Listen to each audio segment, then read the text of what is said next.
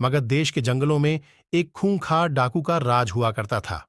वह डाकू जितने भी लोगों की हत्या करता था, उनकी एक एक उंगली काटकर माला की तरह गले में पहन लेता। इसी वजह से डाकू को सभी अंगुलीमाल के नाम से जानते थे। मगध देश के आसपास के सभी गांवों में अंगुलीमाल का आतंक था। एक दिन उसी जंगल के पास के ही एक गांव में महात्मा बुद्ध पहुंचे। साधु के रूप में उन्हें देखकर हर किसी ने उनका अच्छी तरह स्वागत किया। कुछ देर उस गांव में रुकते ही महात्मा बुद्ध को थोड़ा अजीब सा लगा।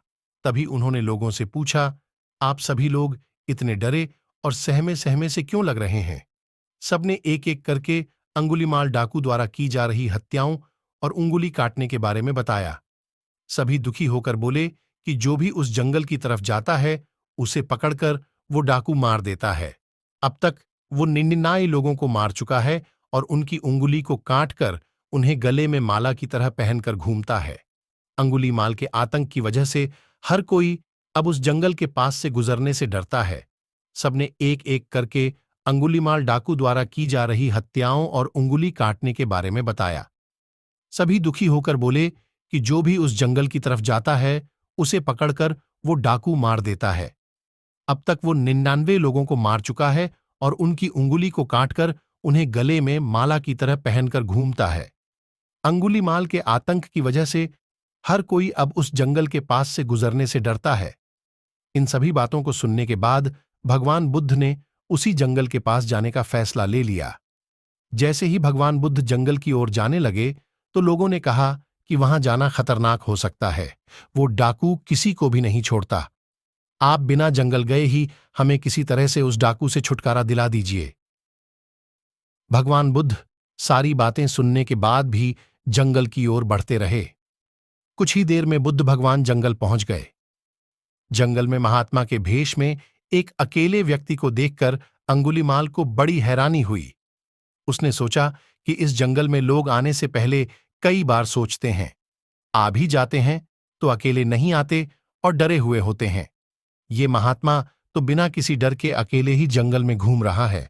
अंगुलीमाल के मन में हुआ कि अभी इसे भी खत्म करके इसकी उंगली काट लेता हूं। तभी अंगुलीमाल ने कहा, अरे आगे की ओर बढ़ते हुए कहां जा रहा है? ठहर भी जा अब। भगवान बुद्ध ने उसकी बातों को अनसुना कर दिया। फिर गुस्से में डाकू बोला, मैंने कहा रुक जाओ।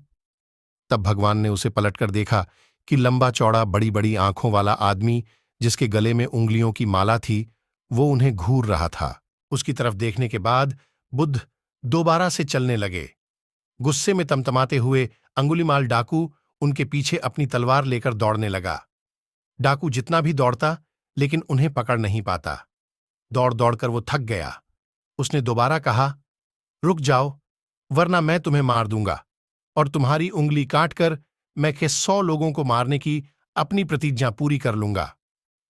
भगवान बुद्ध बोले कि तुम अपने आप को बहुत शक्तिशाली समझते हो ना, तो पेड़ से कुछ पत्तियां और टहनियां तोड़कर ले आओ।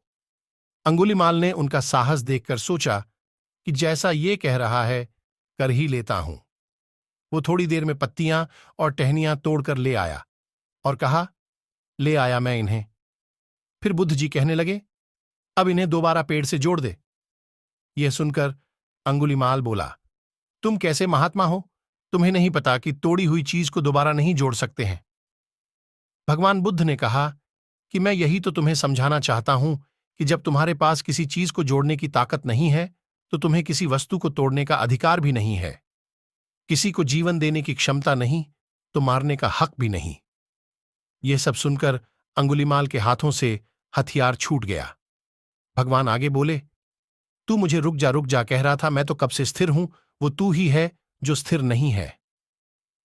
अंगुलीमाल बोला, मैं तो एक जगह पर खड़ा हूं, तो कैसे अस्थिर हुआ और आप तब से चल रहे हैं?